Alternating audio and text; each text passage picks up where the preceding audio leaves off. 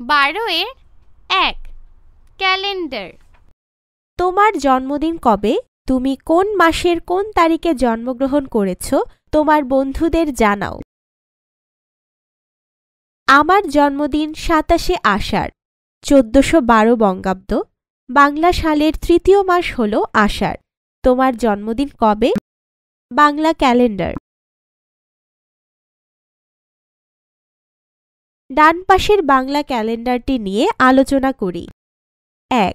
বাংলা ক্যালেন্ডারে এক বছরে কতদিন? 2. কোন মাসে কয়টি দিন রয়েছে? চলো ক্যালেন্ডারে খুঁজে পাওয়া বিষয়গুলো নিয়ে সহপাঠীদের সাথে আলোচনা করি।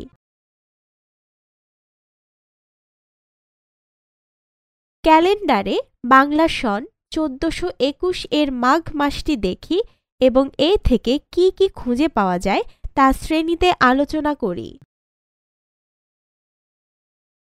ডান পাশের ইংরেজি ক্যালেন্ডার নিয়ে আলোচনা করি। 1. ইংরেজি ক্যালেন্ডারে এক বছরে কত দিন? 2. প্রতি মাসে কয়টি দিন রয়েছে? বাংলা ক্যালেন্ডারের সাথে ইংরেজি ক্যালেন্ডারের মিল এবং অমিল কি? চলো ক্যালেন্ডারে খুঁজে পাওয়া বিষয়গুলো সহপাঠীদের সাথে আলোচনা করি। তামিমের জন্মদিন 28 মে। তামিমের জন্মদিনের 8 দিন পরে তাসলিমার জন্মদিন হলে তাসলিমার জন্মদিন কবে? রেজার ধারণা, তামিমের জন্মদিনের 3 দিন পরে মে মাস শেষ হয়ে যাবে এবং জুন মাস শুরু হবে। যেহেতু 8-3 = 5, সেহেতু তাসলিমার জন্মদিন 5ই জুন। মিনার ধারণা, দিন যোগ করি।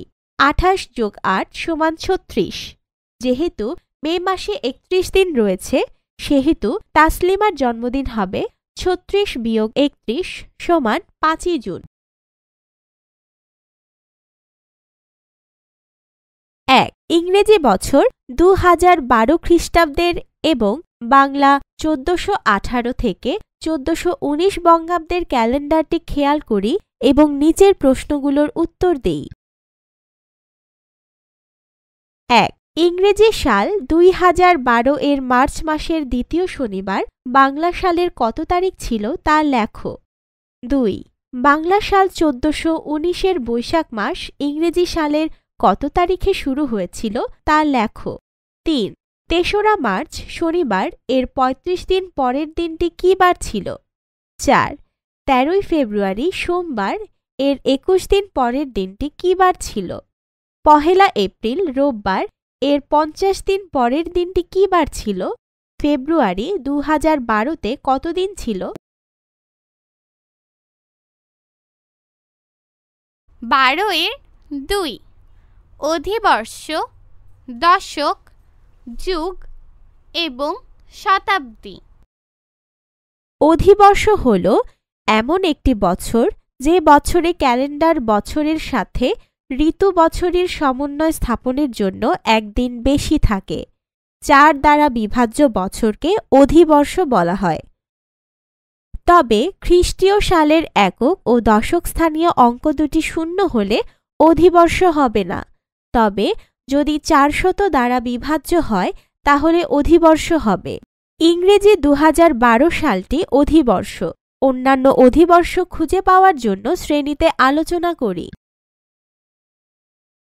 প্রতি 4 বছরে একবার অধিবর্ষ আসে, তাই 2016 সালটিও অধিবর্ষ। 2008 এবং 2004 সাল দুইটিও অধিবর্ষ ছিল। 1. 1800, 1900 এবং 2000 সাল অধিবর্ষ ছিল কিনা তা সহপাঠীদের সাথে আলোচনা করি।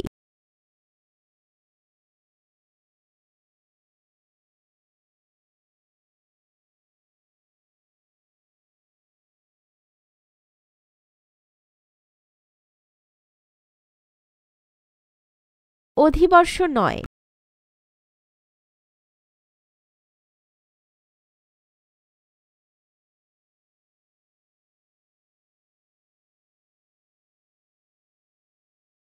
অধিবর্ষ নয়।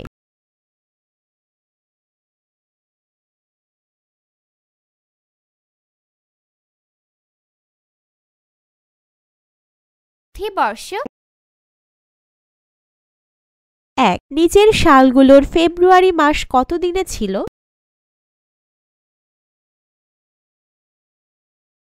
ইংরেজি সাল 2014 এর 1 জানুয়ারি ছিল বুধবার। 1 জানুয়ারির 70 দিন পরের দিনটি কি বার ছিল?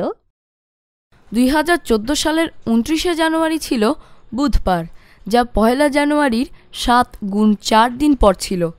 তাই 1 জানুয়ারির 70 দিন পরের দিনটি। 2. 2014 সালের 3রা মার্চ সপ্তাহের কি বার ছিল? উপরের প্রশ্নের ধারণাটি ব্যবহার করি। সাল গণনার কয়েক রকম উপায় আছে। ধারাবাহিক 10 বছরের সময়কাল হল 1 দশক। ধারাবাহিক 12 বছরের সময়কাল হল 1 যুগ। ধারাবাহিক 100 বছরের সময়কাল হল 1 শতাব্দী। প্রথম শতাব্দী শুরু হয়েছিল 1 সালের, যা 2000 বছরেরও আগের কথা। আমরা বর্তমানে 21 শতাব্দীতে রয়েছি, যা 2001 সালে শুরু হয়েছে। 1600 এবং 1701 সালে কোন শতাব্দী ছিল? 16 শতক শুরু হয়েছিল 1501 সালে। সুতরাং 1600 সালটি।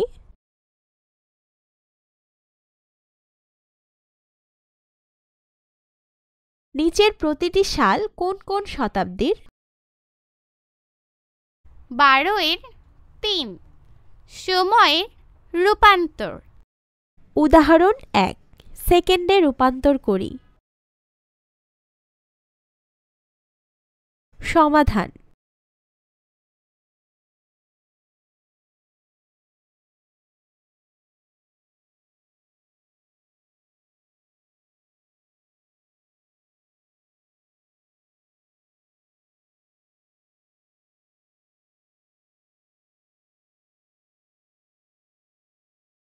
উদাহরণ 2, নিচের সময়কে মাস, দিন এবং ঘন্টায় প্রকাশ করি। 1 মাস সমান 30 দিন ধরি। উত্তর 1।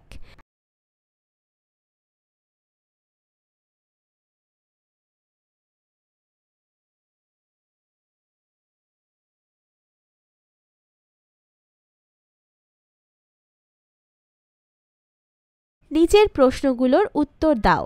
ধরি 1 মাস সমান 30 দিন। 1. 5 মাসকে ঘন্টায় রূপান্তর করো। 2. 2 বছরকে ঘন্টায় রূপান্তর করো। 3.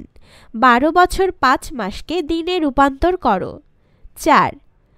1 লাখ মিনিটকে মাস, দিন, ঘন্টা এবং মিনিটে প্রকাশ করো। 5. 10,000 সেকেন্ডকে ঘন্টা, মিনিট এবং সেকেন্ডে প্রকাশ করো।